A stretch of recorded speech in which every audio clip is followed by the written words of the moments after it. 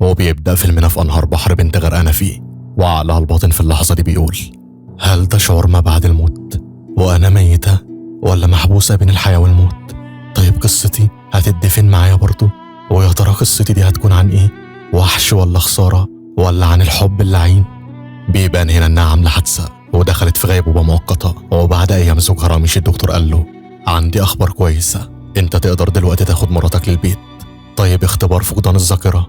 للأسف أي حاجة من حياتها حصلت قبل الحادثة مش هتفتكرها، لكن مع الأيام هتفتكر كل حاجة تدريجيا، وأنت هيكون ليك دور كبير جدا في علاجها. حاول دايما تحسسها إنك جنبها، واحكي لها عن كل ذكرياتكم في كل مكان رحتوا مع بعض، لأن ده هيساعدها كتير في استرجاع ذاكرتها القديمة. ولو تلاحظ هي أول ما شافتك افتكرتك أنت على طول. تمام يا دكتور، أستأذنك أنا علشان أخدها. نيها، أنا عارف إن ده صعب عليكي، بس أنا معاكي لحد ما ترجعي أحسن من الأول. هو أنا إزاي وقعت في المية؟ وكنت بعمل إيه هناك في وقت متأخر؟ كانت مجرد حادثة حبيبتي، ومش عاوزك تفكري في الموضوع كتير. طلعها برا المستشفى وقال لها: ثواني هجيب عربية واجي. لاحظت إن في طفل جنبها بيضحك، فضحكت له هي كمان. وهنا الطفل شكله اتغير لشكل بشع، وقال لها: المرة دي مش هتقدري تهربي. قلبها اتقبض، بس ما قدرتش تتكلم لأن الولد شكله رجع طبيعي من تاني، وخافت إن الناس يقولوا عليها مجنونة. وبعدها حضر رامش الطيارة اللي هتاخده من المكان اللي ساكنين فيه، وقال لها: الجزر دي اسمها جزر القلعة، أجمل مكان في اسكتلندا. هو البيت الموجود على الجزيرة هناك ده بيتنا، صح؟ صح طبعا، أنا فرحان إنك عرفتيه. هو في حد عايش هنا على الجزيرة؟ إحنا بس اللي عايشين هنا. فتح رامش أول باب من القصر بصعوبة، لأن القصر مقفول بقاله كتير، وتاني باب ما قدرش يفتحه. وقال لها: شكله مقفول من جوه، أنا هحاول أدخل من الشباك الخلف أفتحه، انتظريني هنا.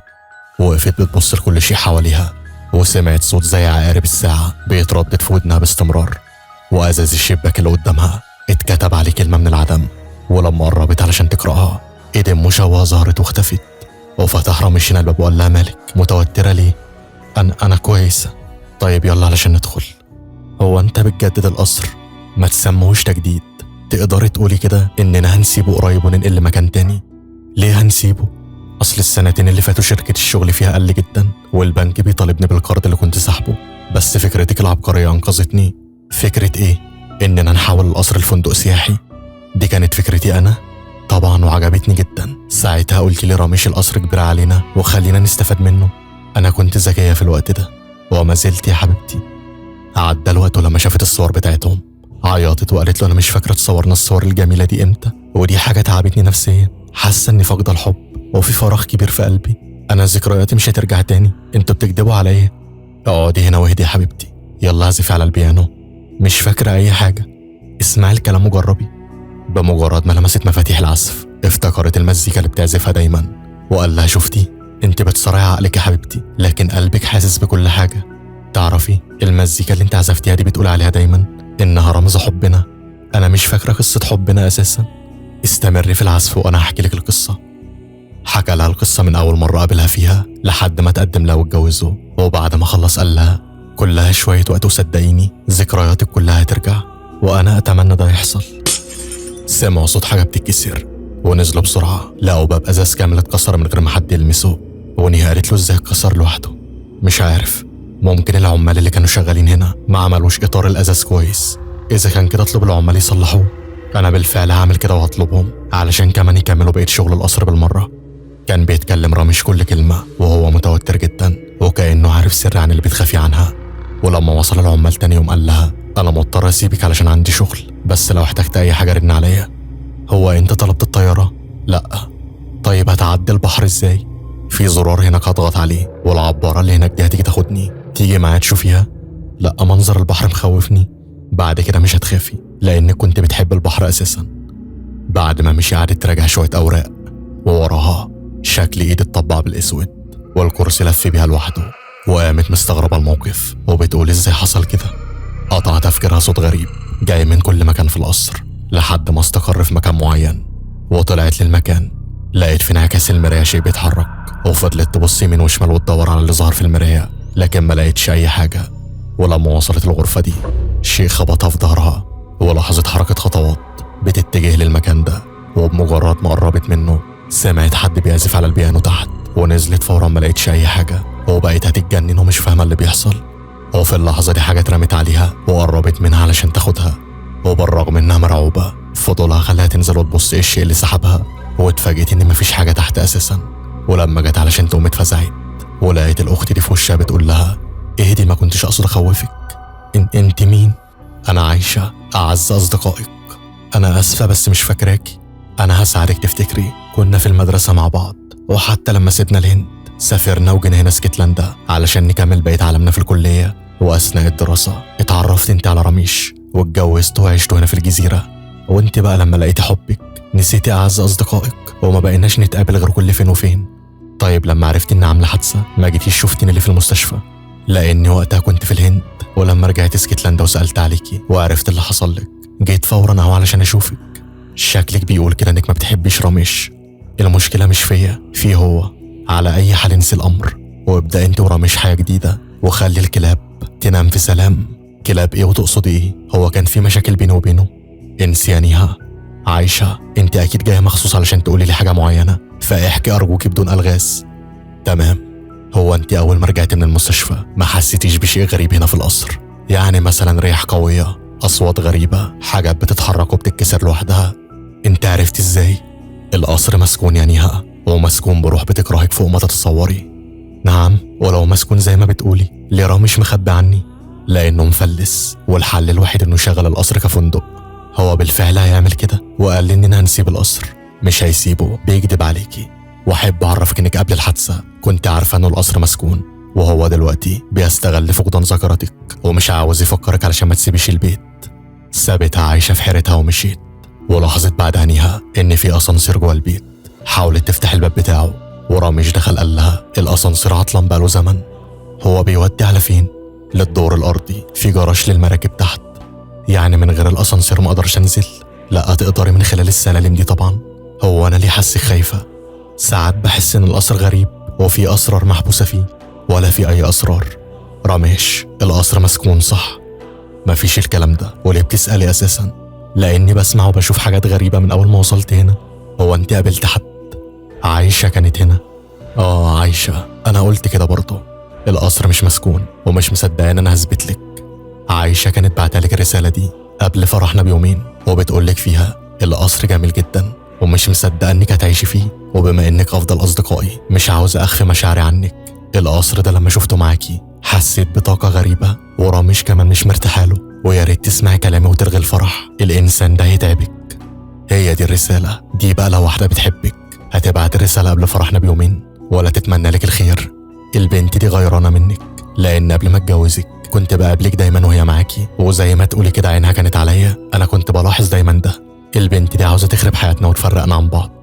اقتنعتني بكلامه، وفي الليل صحيت على صوت باب الغرفة اللي بيتفتح لوحده، وقامت مجرد ما خرجت من الغرفة نفس الشيء الخفي مسكها، ولاحظت ضوء قوي جاي من باب الاسانسير المقفول، واتجهت له واتفاجئت ان الباب مفتوح. واول ما دخلت سمعت صوت حد بيصرخ، والمصعد اشتغل لوحده. نزلها للدور الارضي، ولقيت في الدور بوابة خشب كبيرة مقفولة كلها بالجنازير. وبصيت من جزء مفتوح من البوابة لقيت فعلا جراج للمراكب، وظهر وراها جسم مشوه لمسها واختفى. ولما بصيت على الارض لقيت كارت مكتوب عليه ارقام وعنوان. خدته وطلعت، وتاني يوم شكت في رامش وانه اكيد مخبي عنها سر، وقررت انها تروح المدينة. لكن لما قربت من البحر افتكرت الحادثة وخافت ورجعت تاني. لقيت عايشة في انتظارها وبتقول لها دورت عليك وما لقيتكيش، فقلت استناكي في غرفة نومك لحد ما ترجعي. طيب اسمعيني بقى، انا ورامش علاقتنا كويسة، وحتى لو في مشاكل مش عاوزاكي تتدخلي. هو لحق يفهمك اني عاوز اخرب عليكي؟ بص يا نيها، انت قبل ما تفقدي ذاكرتك قلتي لي ان حياتك في خطر، وانا هنا علشان اساعد صديقتي مش زي ما قالك. شكرا ليكي، بس حقيقي مش محتاجة مساعدتك. ولما تعوزي تقابليني بعد كده ما تدخليش غرفة نومي تاني، وابقى قابليني بره. تمام اللي انت عاوزاه. وصحيح لاحظت انك لقيتي كارت ضابط الشرطة. ابقي اسألي مين اللي بيكذب عليكي، انا ولا راميش. هو انت تعرفي الضابط؟ استني يا عايشة، احكي لي اللي تعرفيه.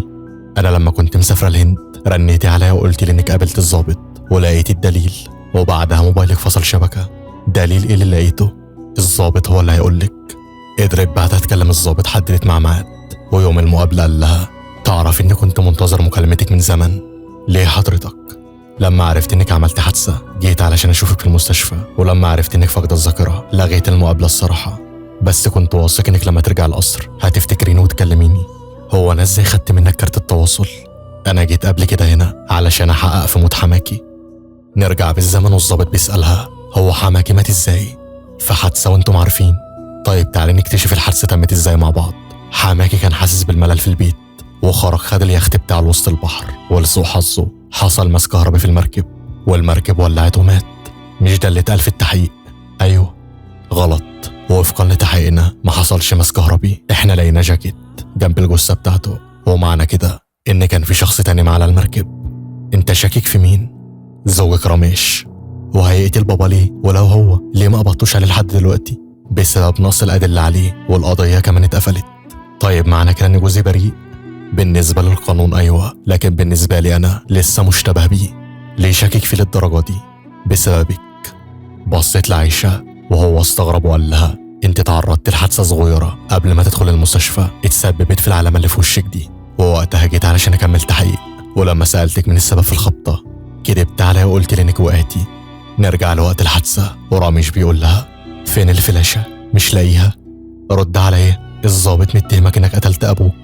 انت اتجننتي؟ ده ابويا وكان بيحبني وانا كمان بحبه فوق ما تتصوري. طيب ليه كنت مخبي عليا ان الشرطة حققت معاك؟ علشان بحبك ومش عاوزك تعيشي في قلق.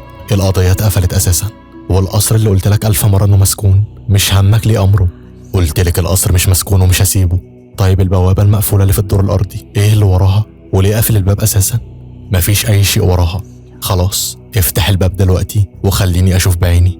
السقف ضعيف واخاف يقع بينا وتتأذي. بطل حجج، الباب ده هو السبب في كل حاجة بتحصل في القصر. نهاع علي انا مش كداب. وقع منها كارت الضابط في اللحظة دي، ومن غير ما راميش يقصد زقها وقعت على دماغها اتعورت. ونرجع هنا للوقت الحاضر، والضابط بيقول لها انت وقتها انكرت ان هو اللي زقك من خوفك عليه، وبعدها بايام كلمتيني وحكيتي لي عن موضوع الباب واللي حصل بالتفصيل، وبعدها بيومين حصل لك الحادث الكبير اللي خلاكي فقدت الذاكرة. عاوز اقولك ان اكيد زوجك مخبي عليكي سر كبير، واتمنى تساعديني علشان نكشفه مع بعض. بعد ما مش عايشة قالت لها هتعملي ايه؟ الروح اللي ساكنة البيت هي اللي هتعرفنا الحقيقة. جريت على البيانو عزفت المزيكا اللي بتعزفها دايما، وافتكرت بعض الذكريات، وجريت على المكتبة طلعت ورقة، وفضلت منتظرة راميش لحد ما رجع وقالت له انا كان مفروض اموت في الحادثة. ما تقوليش كده ويلا علشان تاخدي علاجك. ما تمنيش عليا، انا مش بمن عليكي، انا بحبك. مش عاوزة النوع ده من الحب. تقصدي ايه؟ حبك المزيف منعني اعرف الحقيقة وساتر عليك كل عيوبك. اكيد عايشة اتكلمت معاكي تاني، انا ما بقيتش عارفة الحقيقة فين واصدق مين. سابت وحبست نفسها في غرفة تانية، وهو شاف الاسانسير وهو شغال لوحده، ودخل لغرفته وكأنه معتاد على الامر. وتاني يوم خدت نيها الورقة اللي لقيتها في المكتبة وخرجت بصت للبحر، كسرت حاجز الخوف منه وطلبت العبارة نقلتها للمدينة. قابلت شخص روحاني قالت له انا لقيت الورقة دي عندي، انت جيت بيتي قبل كده صح؟ ايوه صح، وجيت لك انا وشركتي نيشا. من فضلك قولي اكتشفتوا ايه يومها؟ احنا بنسجل دايما شغلنا، تقدر تشوفي بنفسك اللي حصل. شغل لها الفيديو، وهنا نرجع بالزمن ومساعدته نيشا سألتها هو انت لقيتي حاجة هنا مش بتاعتك ولا بتاعت زوجك؟ لقيت سلسلة فعلا في الدور الارضي. خدتها منها وقالت لها الاشباح بيستخدموا الطاقة بتاعتهم وبيربطوها بأي حاجة. احنا دلوقتي هنحط ملح في المية ونغطس فيها السلسلة، ولو مربوطة بالروح هنعرف. ومعلومة ليكي، الأرواح لو مربوطة بأي حاجة وغطست الحاجة دي في مية بملح، قوة الأرواح هتضعف. بمجرد ما عملت كده السلسلة اتسحبت قبل ما تلمس المية، والروح سيطرت على نيشا.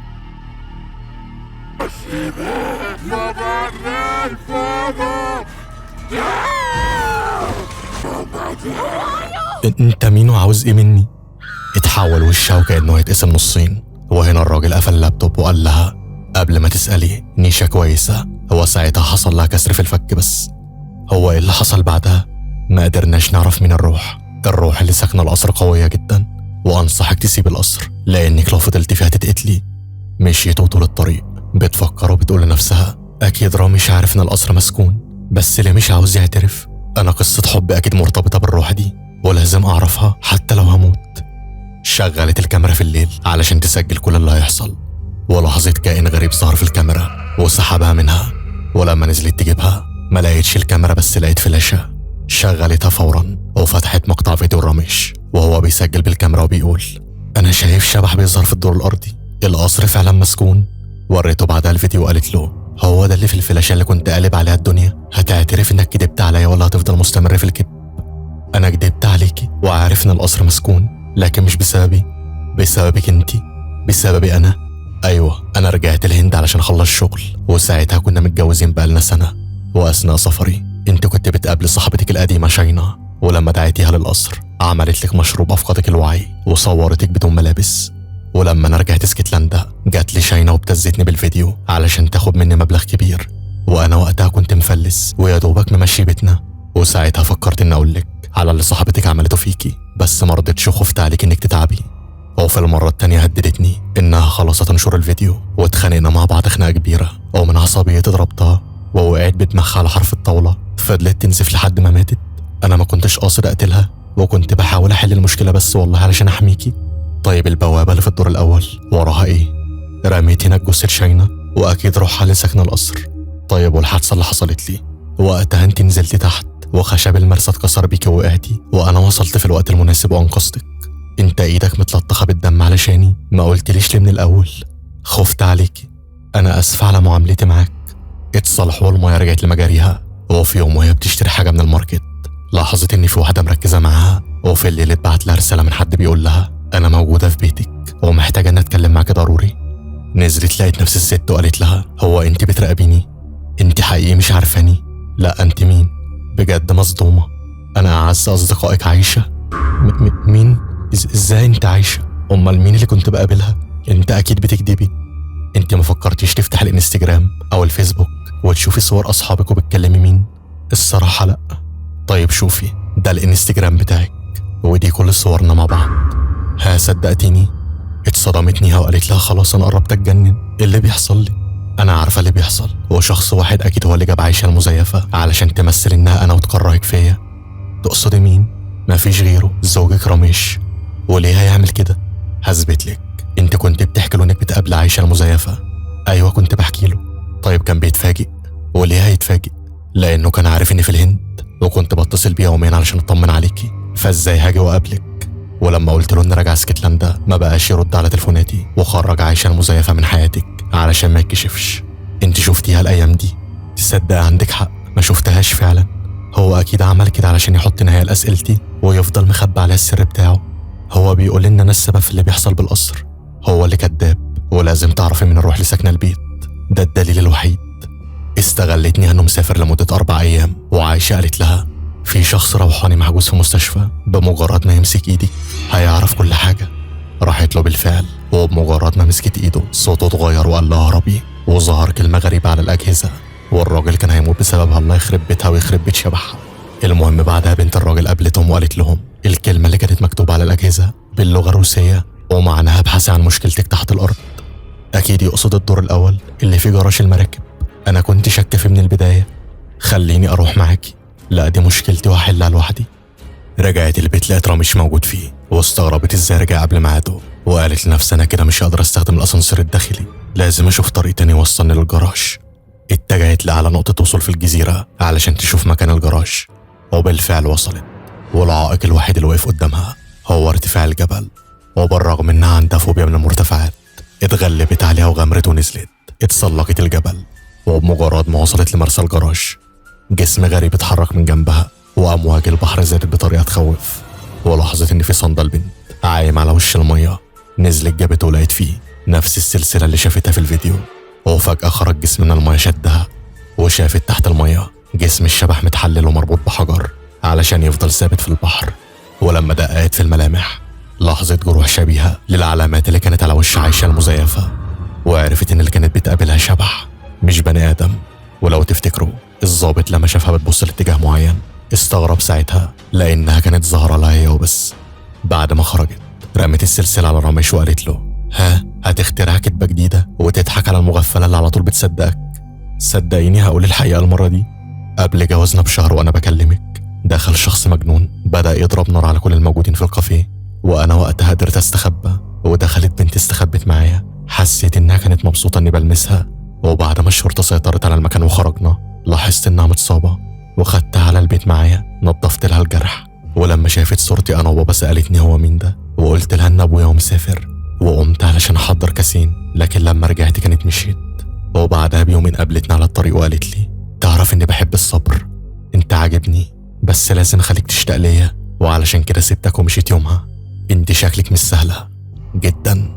كيمايا كانت شخصية مجنونة وبتحب المغامرة لدرجة انها كانت هتموتني من السرعة اللي كانت بتسوق بيها. قال ايه، دخلت مع الشباب دول سباق وعندها انها تموت ولا ان حد يكسبها، وبالفعل كسبت السباق. ولما شافتني خايف من الموت اتحمرشت بيا، والصراحة انا سبتها تتحمرش بيا، اصل الانسان ضعيف يا بنتي. ولما كانت بتلاحظ اني بكلمك كانت بتخلي يومي طين، وحتى الاكل ما كانتش بتسيبني اطفحه.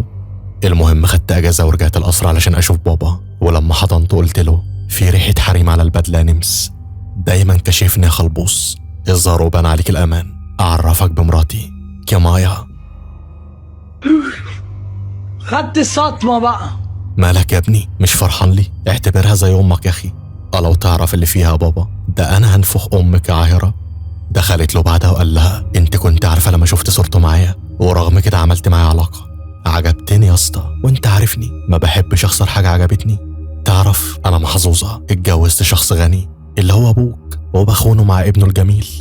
انت مفيش اغزر منك وانا بحبك، ما تخليك معايا وابعد عن خطيبتك، هتتبسط صدقني. انا هفضحك.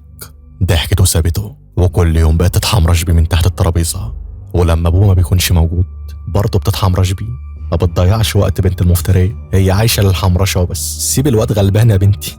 المهم الواد فرهب منها وقال خلاص انا لازم اعرف ابويا، الغلبان بيتخان كل يوم. راح لابوه فعلا وخلاص كان هيحكي له، بس بنت المتحمرشين نزلت على دماغه بالشومة وفطسته لحد ما مات المتخان من غير ما يعرف الحقيقة. متخان وما يعرفش الحقيقة كمان، ده كويس انك مت. المهم رامش ما بقاش مستوعب ومسكها من زمرة رقبتها وقال لها انا مش هلوث ايدي بدمك وهبلغ الشرطة. بلغ براحتك، انا مصورك وانت معايا على السرير وهقول لهم انك شريكي وقتلته معايا علشان كل حاجة تكون باسمك.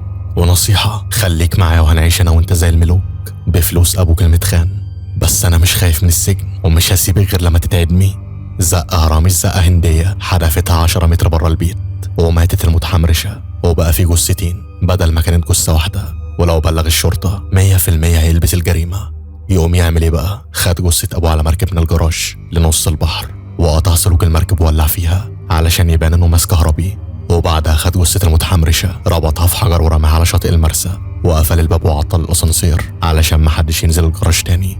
لكن روح كيمايا ما سابتهوش في حاله، وكانت دايما بتظهر له، وكل ما يحاول يسيب القصر تمنعه من الخروج. هي دي القصة بالتفصيل. معنى كده ان الحادثة بتاعتي في الجراج كانت بسبب روحها؟ ممكن وكنت عارف دايما ان ممكن اموت في اي لحظة بسبب افعالك القذرة. انا ما كنتش هسمح انها تأذيكي، انت شخصية كدابة ومنافقة. انا كل حاجة وحشة في العالم بس والله بحبك. كيمايا دي كانت شيطانة. سابته ومشيت، وبعدها بثواني سمعت صرخته وجريت على مكانه لقيته مطعون في بطنه وبيقول لها هربي، انا اجلي انتهى وانا مش هسمح لكيمايا تفوز وتدمرنا. الحل اننا ناخد مركب من الجراج. انت مخبي المفتاح فين؟ في المزهرية اللي على الخزنة. جريت على الغرفة وبمجرد ما طلعت المفتاح انوار القصر انطفت واتشكلت الروح على حقيقتها وبدأت تقرب منهم. ونيها قالت له عاوزك تاخد المفتاح وتنزل تفتح البوابة لتحت وحاول تشغل المركب عقبال ما اعطلها. ازاي؟ السلسلة بتاعتها معايا، ولو غرقتها في مية بملح قوتها هتضعف، وفي اللحظة اللي قوتها تضعف فيها هيكون احنا هربنا. يلا اعمل اللي قلت لك عليه. جريت على المطبخ وقفلت عليها الباب، حضرت المية، وفي اللحظة اللي الروح كسرت الباب فيها غرقت السلسلة في المية والروح ما بقاش ليها اي اثر. وطلعت نيها ولعت المحرقة علشان ترمي فيها السلسلة، لكن من حظها الاسود الطبق وقع وخرجت السلسلة منه ورجعت الروح سيطرت عليها. وبحركة ذكية من نيها قدرت انها تجيب السلسلة بالعصاية ورمتها في النار زي ما الروحاني قال لها، وبدأت روح كيمايا تتلاشى. وهي جريت على الجراج شغلت المركب وهربت مع رامش، والروح انتهت في نفس المكان اللي جثتها اترمت فيه. وبتعدي الايام وبتعافى رامش من اصابته، ونيها قالت له انا عملت اللي عليا بزياده لحد ما اطمنت عليك، ودلوقتي كل واحد فينا لازم يروح لحاله، لان الصراحه مش هقدر اكمل معاك من بعد اللي عملته. اصيله مرحب. بكده يكون وصلنا للنهايه. اتمنى الملخص يكون عجبكم، وما تنسوش الاشتراك واللايك وتفعيل جرس الاشعارات علشان يوصل لك كل افلامنا. وبس كده، السلام عليكم.